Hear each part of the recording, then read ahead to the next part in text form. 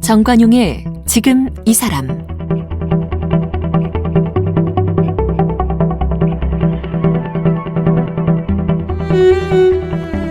여러분 안녕하십니까? 정관용입니다. 5월 가정의 달입니다.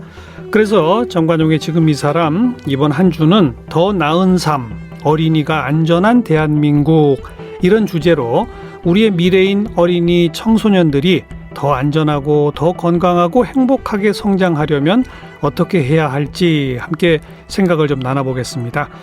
오늘 그 첫 시간으로요, 교통사고 전문인 정경일 변호사와 함께 어린이 교통사고의 문제점과 예방책에 대해서 이야기 나눠보죠. 이 교통 관련된 법 중에 안타깝게 어린이들을 사고로 잃은 후에 개정된 것들 많죠. 그래서 아예 법 이름도 세리미법, 민식이법, 해인이법, 태호유찬이법 이렇게 우리가 불러왔습니다. 이렇게 법이 좀 강화되고 개정된 이후에 정말 어린이 교통사고는 줄어들었을까요? 함께 좀 이야기 들어보죠. 정경일 변호사는 한양대학교 법학과를 졸업했습니다. 제49회 사법시험에 합격했습니다. 대법원과 서울중앙지방법원, 서울동부지방법원, 서울서부지방법원, 서울남부지방법원에서 국선 변호사로 활동했습니다. 서울시 공익변호사, 서울서림동 마을변호사, 서울원신초등학교 고문변호사를 지냈습니다. 현재 대한변호사협회 교통사고와 손해배상 전문 변호사를 맡고 있으며 법무법인 LNL 대표 변호사입니다. 정경일 변호사님 어서 오십시오. 왜 얼마 전부터 안전속도 5030 제도 시행했잖아요. 그러면서 논란도 많은데, 근데 이게 주요 선진국 OECD에서는 이미 다 하고 있는 거라면서요? 네, 대부분 하고 있습니다. OECD 37개 중에서 31개국이 이미 시행하고 있고요. 저희들은 이제서야 시행하는데, 이제 도심지 도로는 60이 아닌 50, 그리고 주택가나 이민도로는 30km 최고 속도를 제한하고 있고, 그거 초과하면 여기에 대해서 차량별 그리고 또 속도별에 따라서 과태료가 4만 원에서 13만 원까지 부과됩니다. 예. 또 더 나아가서 속도 부분에 대해서 시속 100km 초과를 3번 이상 하게 되면 징역형까지 선고할 수 있도록 징역형까지. 네네네. 그런 부분까지도 시행되고 있으니까 속도 부분 교통소통보다는 안전이 우선이고 또 그 속도만큼 그렇게 소통이 시간이 많이 걸리는 것도 아니더라. 네네네. 그리고 이렇게 하면은 사고가 줄어든다는 건 입증된 거죠? 맞습니다. 이거 50km로 사망률이 30% 이상 줄어들었다고 합니다. 부산에서는 오히려 좀 아이러니하는데 속도를 줄였는데 교통소통은 더 원활했다는 실험 결과까지 나왔습니다. 오늘 이제 우리가 집중적으로 어린이 교통사고 문제를 다룰 텐데, 교통사고 가운데 어린이의 사고율 이런 게 수치화돼서 나온 게 있죠? 네, 있습니다. 도로교통공단 발표한 자료에 따른다면 지난해 12,000건 정도 어린이 교통사고 발생했는데 그 14,000명 정도가 교통사고로 부상을 입었어요. 대부분이 어린이 보행 중에 자동차에 치여서 발생하는 형태가 가장 많았고. 근데 잠깐만요. 이게 네네.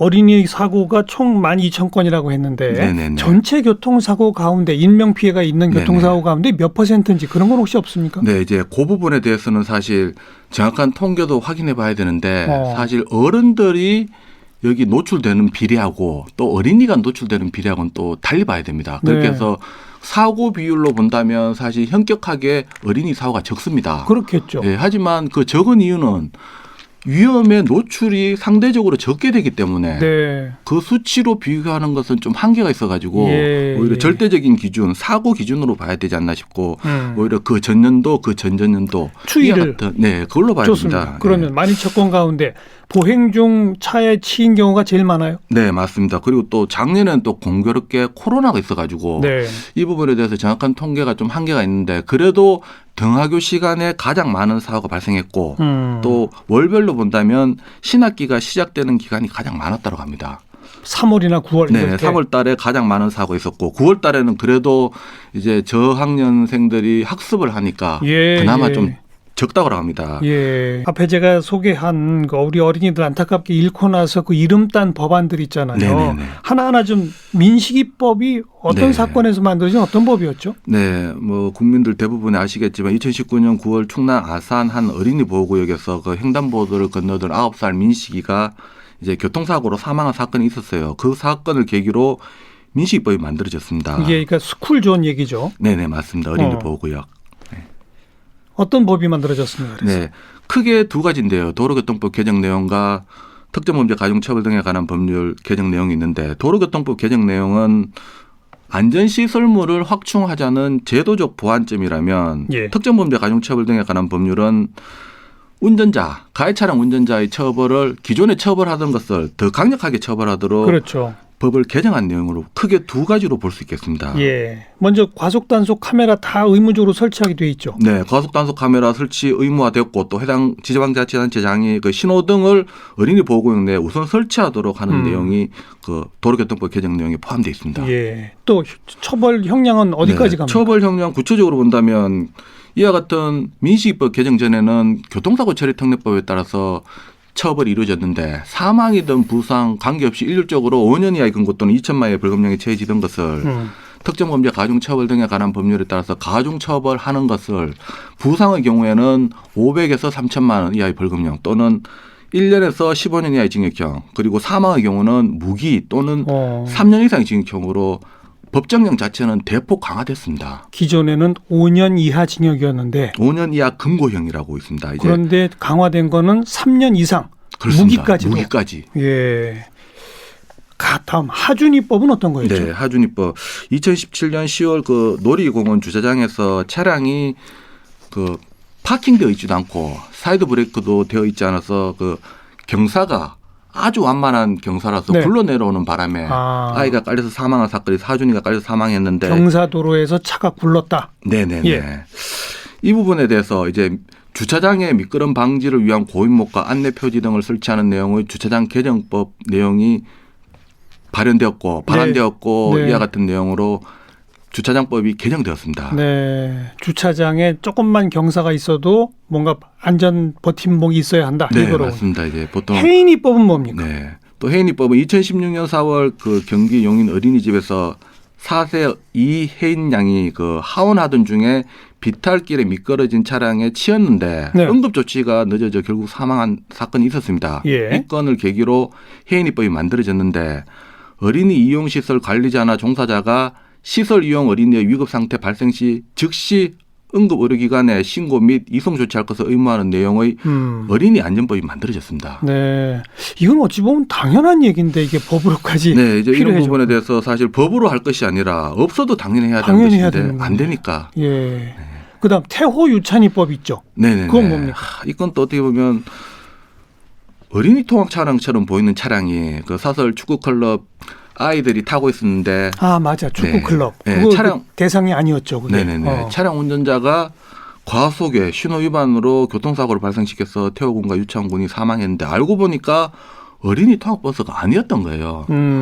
뭐 이 부분에 대해서 어린이 통학버스였다면 어느 정도 보호를 받을 수 있었는데 그런 보호를 못 받아서 이런 사망 사건까지 이르러서 예. 뭐 이 태호 유찬 사건을 계기로 현행 그 6종에서 18종으로 사설 학원을 늘렸습니다. 네, 그래서 네. 어린이 통학버스의 적용을 받도록 법이 개정됐습니다. 그래서 이제는 어린이 안전띠 착용이 의무화됐고 또 그렇죠. 보호자 동성이 의무화됐습니다. 그렇죠. 어린이 안전 차량으로 지정이 되어야 몇몇 규제 기준이 들어가는데 네, 보호받을 수 있습니다. 그렇죠. 근데 그 기준조차 없었던 걸 넓혔다는 거고요. 네, 맞습니다. 그밖에 뭐 지금 쭉 몇 가지 소개해드린 게 주차장의 안전시설 뭐 등등등인데 네. 제일 강한 거는 스쿨존에서 안전설비하고 형량 강화한 민식이법이죠. 이게 그렇죠. 가장 큰 네. 거죠. 네. 그거 시행하고 벌써 한 1년 조금 넘었는데 네네. 스쿨존 교통사고가 줄어들긴 줄어들었나요? 이 부분에 어떻게 보면 사실 논란은 상당히 많았었는데 이와 같이 논란이 많았다는 말은 대한민국 국민 운전자뿐만 아니라 누구라도 다 알 수 있을 정도가 예. 됐고 경각심이 생겼다라고 볼 수도 있는데 예. 그다지 효과는 없습니다. 그래요? 수치적으로 본다면 사망 기준으로 본다면 사망자 수를 본다면 2019년도 6명에서 2020년도 3명이에요. 한 절반 정도 줄어들었다고 볼 수 있는데. 근데 6에서 3이니까 뭐 큰 의미가 또 예, 맞습니다. 2018년도 보면 그때도 3명이었어요. 또 2018년도 기준으로 사고 건수를 본다면 400명대로 오히려 더 늘어났습니다. 사고 건수가. 네, 코로나인데도 사고 건수는 더 늘어났거든요. 네. 이 부분 고려한다면 지금까지 걱정만 많이 하고 과연 운전자분들이 여기에 대해서 실천까지 했느냐 좀 의문이더라고요. 그러네요. 그 사고가 난 후에 처벌은 진짜 강화된 형량대로 처벌이 이루어졌나요? 그러니까 법정형은 아까 전에 이야기 드린 것처럼 사망의 경우 무기 또는 3년 이상 징역형, 뭐 다치기만 해도 뭐 1년에서 15년 이하의 징역 또는 500에서 3천만 원의 벌금형이고 예. 대폭 강화됐는데 예. 법에는 그렇게 됐으면 실제 처벌도 그게 따라와야 되는데 전반적으로 법원에서 선고하는 형량 자체가 높아지긴 높아졌습니다. 대검찰청 그 논문에 따른다면 징역형 선고가 15건 정도가 있었고 집행유예가 14건, 실형이 1건.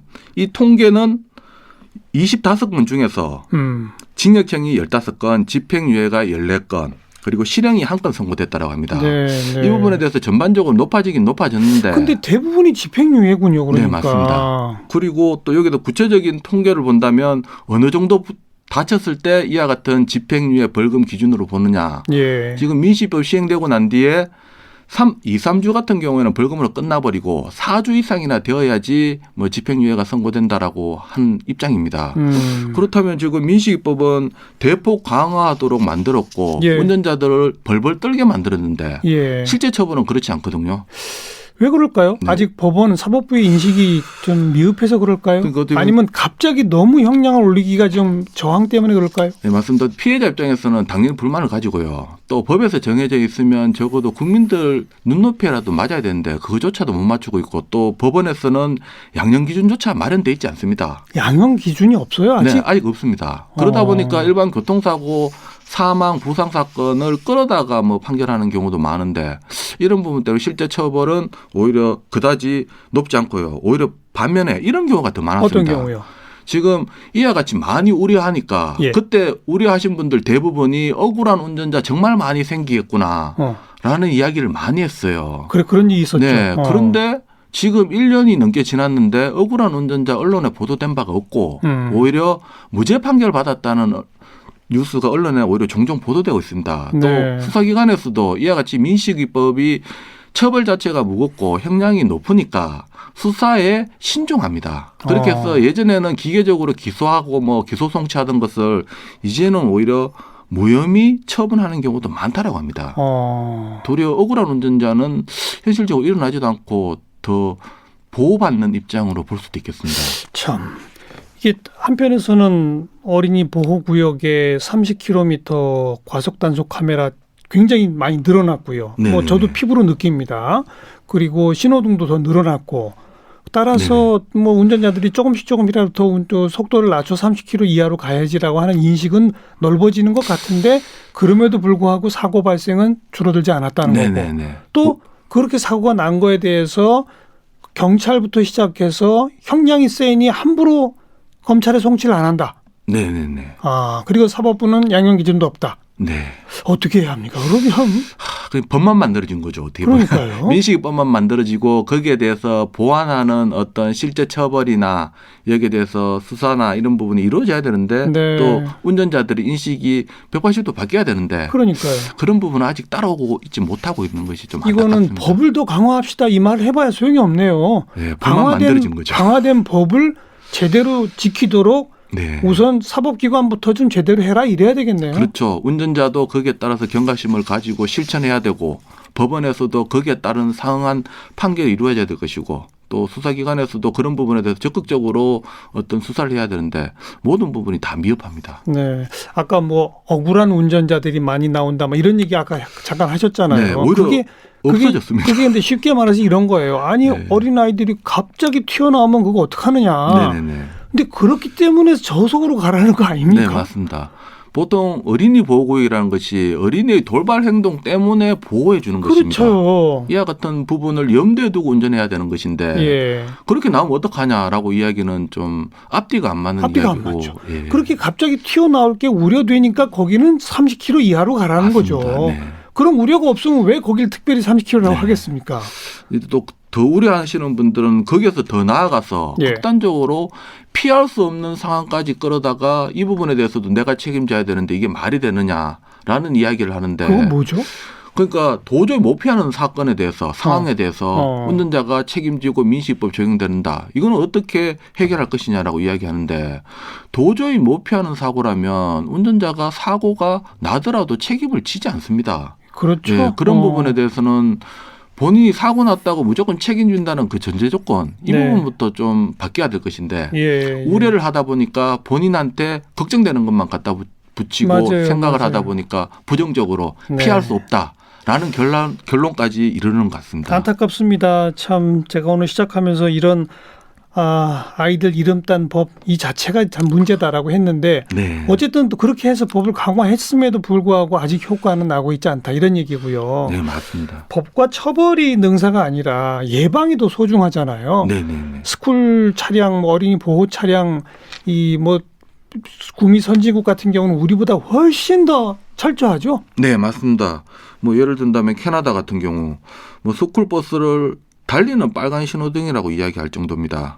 그래서 수면 3가지 안전장치가 동시에 작동하는데요. 뭐가 있어요? 네, 우선 버스 앞뒷면 총 4개의 경광등이 번쩍이고요. 또 운전사 쪽 버스 측면에 있는 빨간색 정지 표지판이 열립니다.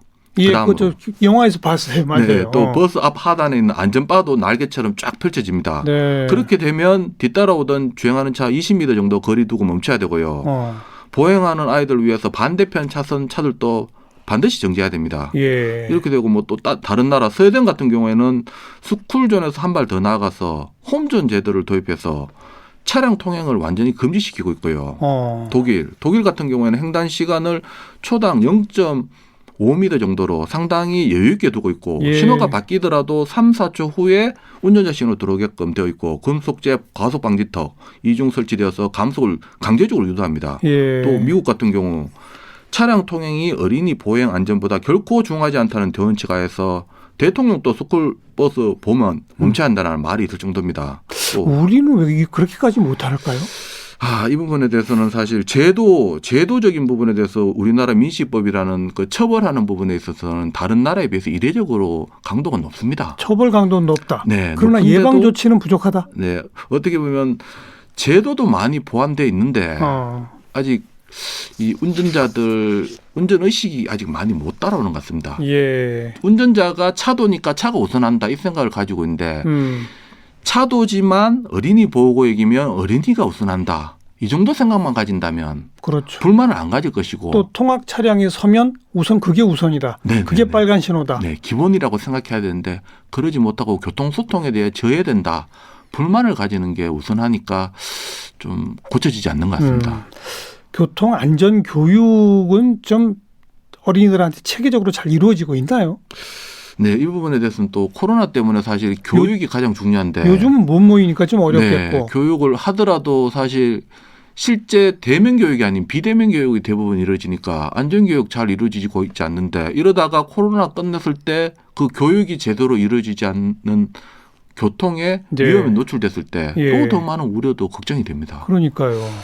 그 어린이 교통 안전 시설이나 이런 건 좀 충분히 있어요?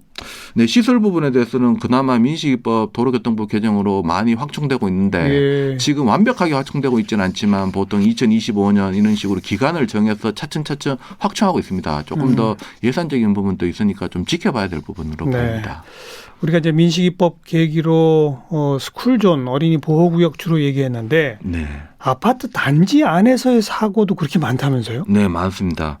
이 부분에 대해서는 아파트 단지는 또 도로교통법상 도로가 아니라 뭐 경찰청이나 공식적인 통계가 이루어지고 있지 않는데 잠깐만요. 네. 아파트 단지 안에 도로인데 그게 도로가 아니에요? 네. 도로라고 다 도로가 아닌 것이 도로로 보호받으려면 도로교통법상 도로여야 됩니다. 예. 도로교통법 도로는 도로교통법에 그 나열하고 있는데 통상적으로 도로법에 따른 도로, 유료도로법에 따른 도로, 그리고 또 불특정 다수인이 자유롭게 통행할 수 있는 공간을 말합니다. 하지만 아파트 단지 같은 경우에는 차단기가 설치되어 있는 곳이 많고 네. 아파트 경비원이 출입을 통제해버립니다. 그렇다면 그 도로는 도로교통법상 도로가 아닙니다. 차가 다니는데도? 네. 근데도 도로가 아니에요? 네, 차가 다니더라도 특정 차량, 아파트 입주민들이나 방문 차량 같은 경우에도 차단기나 아파트 관리인의 통제를 받기 때문에 자유롭게 통행할 수 있는 도로를 볼 수 없기 때문에 도로교통법상 도로가 아닙니다. 그러면 거기서 사고가 나면 도로교통법 사고로 처벌이 안 돼요? 그러니까 보통 경찰 도로교통법상에서 도로교통상 도로에서 난 사고라면 경찰이나 공식적인 통계가 이루어지는데 아파트 단지 내 같은 경우에는 경찰이 개입하지 않고 보험사에서 끝나버립니다. 그래서 결국 통계를 볼 수 있는 것이 보험 개발은 통계로 어느 정도 추산하고 있는데 예. 지금 전체 교통사고 중에서 도로 아닌 곳에서 발생된 사고가 16.4% 정도고 도로 아닌 것 중에서 아파트 단지 내가 48.7% 정도 네. 차지하고 있습니다. 네, 네. 그러니까 전체 교통사고 가운데 뭐 16%의 한 절반이니까 한 8% 정도는 아파트 단지 내에서. 네, 맞습니다. 그리고 그거는 도로가 아닌 걸로 취급된다. 네네. 이 말이로군요. 네네. 그러면 그거는 형사상 처벌을 안 당해요? 부상이 심해도? 부상이 심하면 보통 통상적으로 종합보험에 대부분 가입돼 있기 때문에 그렇죠. 보험 처리를 끝나버립니다. 같은 사고가 도로에서 났다면 제한 속도를 초과했다든가 뭐 신호를 위반했다든가 횡단보도에 있는 보행자 보호 의무를 다하지 못했다든가 인도를 침범했다든가 예. 이와 같은 경우 12대 중과실로 형사처벌을 받아야 되는데 아파트 단지 내에는 신호등이 있어도 도로교통법상 도로가 아니기 때문에 신호 위반이 안 됩니다. 신호등이 있어도 네. 신호 위반이 아니에요. 네, 보험 처리로 끝나버립니다. 이거 참 문제인데요, 그거는. 네. 어떻게 좀 이런 부분 때문에 아파트 단지 내 도로를 뭐 도로교통법상 도로로 편입하자라는 예. 이야기도 있고 그러니까. 아니면 12대 중과실 유형에 포함시켜 가지고 예. 아파트 단지 내 사고도 원칙적으로 처벌할 수 있도록 만들자라는 예. 법을 개정하자라는 이야기도 많이 나오고 있는데 그런데 아직까지는 전혀 이루어지고 있지 않습니다. 왜 그럴까요? 누가 반대할까요? 이 부분에 대해서는 아파트 단지에 사는 분들 다 찬성할 것 같은데 제가 보기에. 이제 아파트 단지 내에서 도로로 만들어 버리면 문제가 뭐냐면 경찰권이 개입할 수도 있습니다. 예. 사적 자치가 침해받을 여지도 있기 때문에 이 부분에 대해서 경찰 측에서도 조심스럽고 또 아파트 단지 입주자 대표회에서도 뭐 적극적으로 나서지는 않습니다. 그러다 보니까 뭐 사고가 나도 그냥 보험 처리로 끝나버리는데 아이고. 결국은 피해자만 억울한 경우가 많이 발생되고 그러네요. 있습니다. 요즘은 그래도 주차장 같은 걸 전부 지하화해가지고 네네네. 아파트 단지 지상은 아예 차 없는 이런 식으로 운영하는 곳들도 있습니다만 네. 좀 그게 아니라 오래된 아파트들 같은 경우는 도로가 크잖아요. 단지 아니라 하더라도 그렇죠. 대단지의 네, 맞습니다. 경우는 네. 여기 또 분명히 제도적인 거 허점이 있네요. 네. 자, 그리고 또 꼭 하나 짚어볼 게 요즘 전동 킥보드가 많아요. 네네네. 사고도 급증하고 있죠. 맞습니다. 결국 이 부분도 사고가 급증하고 있는데 그 이용자 수도 거기에 비례해서 급증하고 있어서 예. 사고가 많이 난다. 이 부분만 문제 삼을 것은 아니고 이용자 수가 많이 늘어나고 사고도 많이 나니까 여기에 대해서는 일단 대책은 세워야 된다. 그렇죠. 이런 식으로 접근해야 될 것 같고 지금 2017년도 사고가 340건에서 2019년도 같은 경우에는 722건으로 두 두 배 이상. 넘게 늘었고요. 2020년 상반기에만 벌써 446건이 접수됐고 또 2021년 4월 16일 경찰청에 따른다면 벌써 뭐 199건의 개인형 이동수단 관련 교통사고 발생했고 또 올해 벌써 3명의 사망자 수도 나왔다고 사망까지. 합니다. 네. 그래서 얼마 전에 법 개정됐죠. 킥보드 관련해서. 네, 개정이 어떻게 됐죠? 2번 됐습니다. 이게 처음에 작년 12월 10일 날 개정됐을 때는 원동기 장치 자전거로 취급이 되어서 그러니까 오토바이 취급했기 때문에 뭐 면허나 이와 같은 제도 사용 부분에 대해서 많은 엄격함이 있었는데 그러니까 오토바이 운전하려면 면허 있어야 되잖아요. 되고 나이 제한도 있고 그러니까 그런 면허를 따야 네. 전동 킥보드를 탈 수 있다. 네, 처음부터 어떻게 본다면 이 전동 킥보드에 대해서 아무런 법에 대한 제도 마련이 없었습니다. 예. 그러다 보니까 전동 킥보드가 원동기 장치 자전거, 오토바이 취급됐습니다. 예. 그러니까 면허도 필요했었고 나이 제한도 있던 것이 예. 2012년 10월 달 작년 2020년. 네, 2020년 12월 10일부터 원동기 장치 자전거 중에서 개인형 이동 장치로 3번 했습니다. 네. 그렇게 하면서 차도로만 통행하던 것을 자전거 도로로 통행할 수 있도록 만들었고 예. 면허도 필요 없도록 만들었고 또 면허 필요 없어요, 그럼? 네, 그렇게 했다가 또다시 문제가 발생되니까 이 부분에 대해서 전동 킥보드 누구나 다 타고 나이 제한도 없고 이렇게 되면 사고가 발생되고 어린이들 많이 다친다. 문제가 너무나 크다라고 해서 다시 또 5월 13일부터 전동 킥보드 관련 법이 개정됩니다. 면허를 다시 필요하도록 만들었고 그러니까 나이도 이랬다 저랬다 했군요. 네, 두 번에 대한 개정이 있어가지고 국민들도 많이 혼란스러울 텐데 앞으로는 그러니까 딱 부러지게 정리해 주세요. 어떻게 해야 되는 거예요? 네, 5월 13일부터는 면허 필요하고요. 또 만 16세 이상이 되어야 되고 또 자전거 도로로 통행해야 되고 안전모도 착용해야 되고 미착용 시 범칙금도 부과됩니다. 네.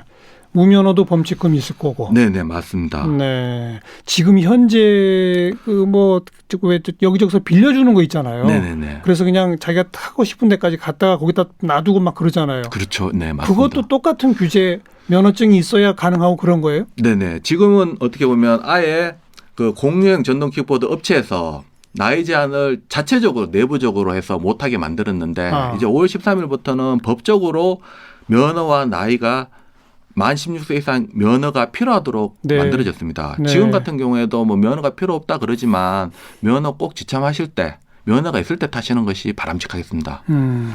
그리고 그런 전동 킥보드 타다가 본인들이 사고 나는 경우도 있습니다만 전동 킥보드 때문에 차량과 부딪히는 경우, 네네. 전동 킥보드가 어린이들과 부딪히는 경우 네. 이런 것도 많잖아요. 많습니다. 차량, 화물 차량 이와 같은 차량에 부딪혀서 사망하는데 본인들의 안전을 본인들이 위협을 받는 좀 그런 경우인데 전동 킥보드에 대해서는 본인들이 스스로 안전을 다 도모해야 될 것입니다. 네. 그 수밖에 없을 것입니다. 네. 어쨌든 이랬다 저랬다 할 정도로 논란이 많았던 대목인데 네. 이제는 확실히 면허증이 있어야 된다. 안전모 꼭 착용해야 한다. 맞습니다. 네. 만 16세 이상만 타라. 네. 이렇게 정리가 됐다는 얘기로군요. 네. 뭐 마지막으로 우리 어린이 교통 안전의 가장 핵심은 그럼 뭡니까? 우리 운전자들의 인식 변화입니까? 뭡니까? 맞습니다. 지금 어떻게 보면 민식법이 만들어지고 수많은 법이 만들어졌습니다. 또 처벌을 강력하게 하도록 했고 제도를 보완하도록 법도 만들어졌고 이 부분에 대해서 다른 여타 나라에 비해서는 부족하지 않다고 보입니다. 하지만 실제 사고로 본다면 최하위권에 머물고 있거든요. 운전자분들, 특히 운전자분들이 이 부분에 대해서 교통소통과 교통안전 어느 것을 우선해야 되느냐. 당연히 교통안전을 우선해야 됩니다. 그중 특히 어린이 안전. 네. 특히 또 어린이 보호구역 내에서는 어린이, 도로라 할지라도 어린이가 우선한다.